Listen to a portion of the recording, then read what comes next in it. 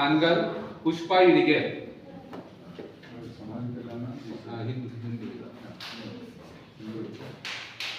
ನನ್ನ ಹೆಸರು ಪುಷ್ಪಾ. ನಾನು ಓದ್ತಿರೋದು diploma college CS second year.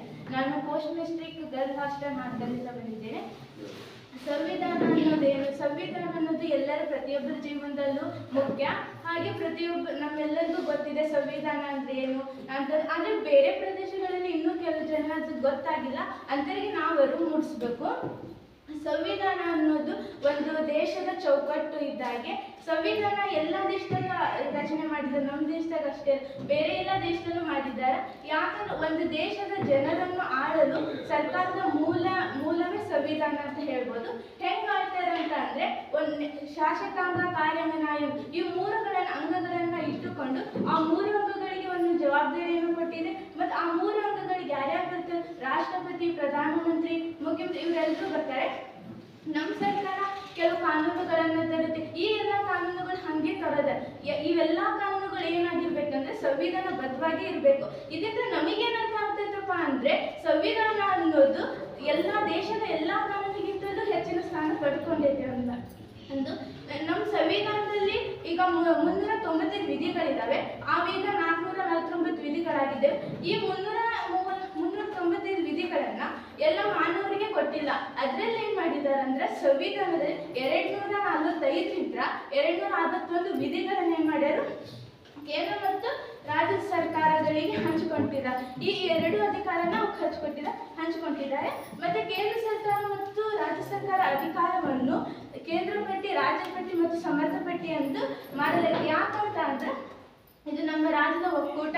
ಮೊದಲನೇ ಸಂವಿಧಾನ ವಿಧಿ ಏನ್ ಹೇಳ್ತೈತಿ ಅಂತ ಅಂದ್ರೆ ಭಾರತದ ಎಲ್ಲಾ ರಾಜ್ಯಗಳು ಒಕ್ಕೂಟ ಅಂತ ಹೇಳ್ತೈತಿ.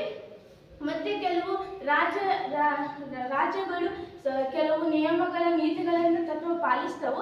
ಹೆಂಗಂತಂದ್ರೆ ಮಹಿಳೆಯರ ಸಬಲೀಕರಣ.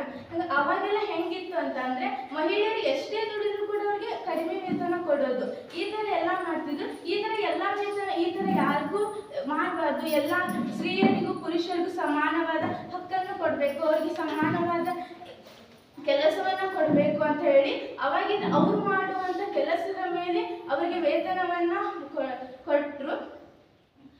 ಮತ್ತೆ ಸಂವಿಧಾನದಲ್ಲಿ ನಾವು ಪೀಠಿಕೆ ನೋಡ್ತೀವಿ. ಆ ಪೀಠಿಕೆ ಏನು ಹಂಗೆ ರಚಿಸ, ಅದರಲ್ಲಿರೋ ಪ್ರತಿಯೊಂದು ಪದಗಳು ಒಂದೊಂದು ಅರ್ಥನ ತಿಳಿಸುತ್ತಾರೆ. ಅಲ್ಲಿ ಪ್ರಜಾಪ್ರಭುತ್ವ ಅಂದ್ರೆ ನಮ್ಮ ದೇಶವನ್ನು ಆಳೋ ವ್ಯಕ್ತಿನ ನಾವೇ ಆಯ್ಕೆ ಮಾಡ್ಕೋಬಹುದು ಅಂತ ಹೇಳ್ತೈತಿ.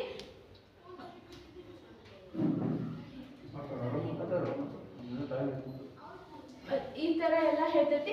ಕೆಲವೊಂದು ನಮ್ಮ ಪ್ರಧಾನಮಂತ್ರಿಯವರು ಯೋಜನೆಗಳೆಲ್ಲನೂ ತರ್ತಾರೆ. ಆ ಎಲ್ಲ ಯೋಜನೆಗಳನ್ನು ತಾವಷ್ಟೇ ತರದಾರ. ಅದನ್ನ ಏನ್ ಮಾಡ್ಬೇಕು? ರಾಷ್ಟ್ರಪತಿಯವರಿಗೆ ಹೋಗಿ ಒಪ್ಪಿಸ್ಬೇಕು.